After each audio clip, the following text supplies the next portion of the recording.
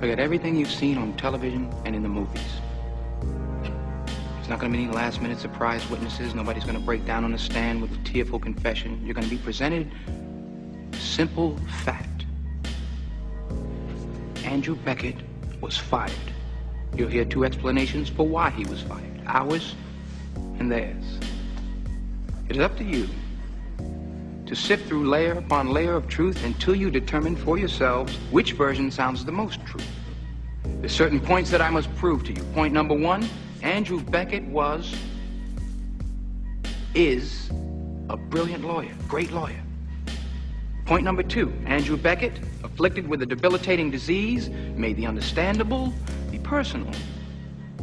The legal choice to keep the fact of his illness to himself. Point number three, his employers discovered his illness. And ladies and gentlemen, the illness I'm referring to is AIDS. Point number four, they panicked.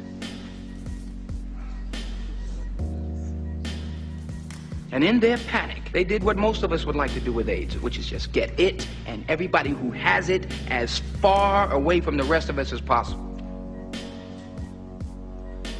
Now, the behavior of Andrew Beckett's employers may seem reasonable to you. It does to me.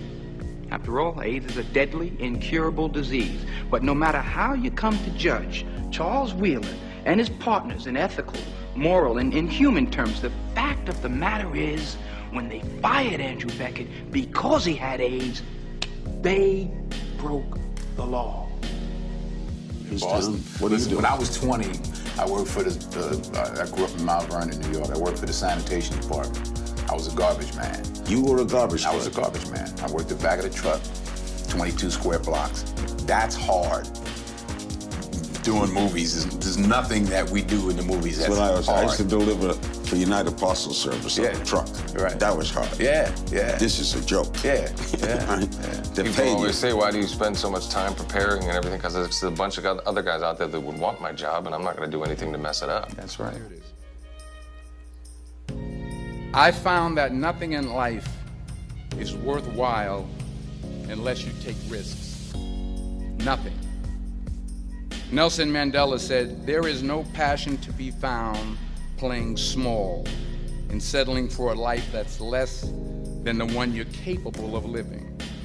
Now, I'm sure in your experiences in school and applying to college and picking your major and deciding what you want to do with life, I'm sure people have told you to make sure you have something to fall back on. Make sure you got something to fall back on, honey. But I never understood that concept, having something to fall back on. If I'm going to fall, I don't want to fall back on anything except my faith. I want to fall forward. I figure at least this way I'll see what I'm going to hit. Fall forward. This is what I mean. Reggie Jackson struck out 2,600 times in his career, the most in the history of baseball. But you don't hear about the strikeouts. People remember the home runs. Fall forward.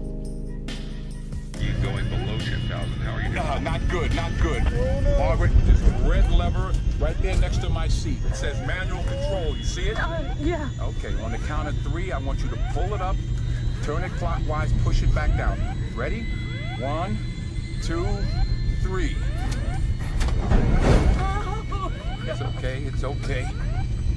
Yeah, come on.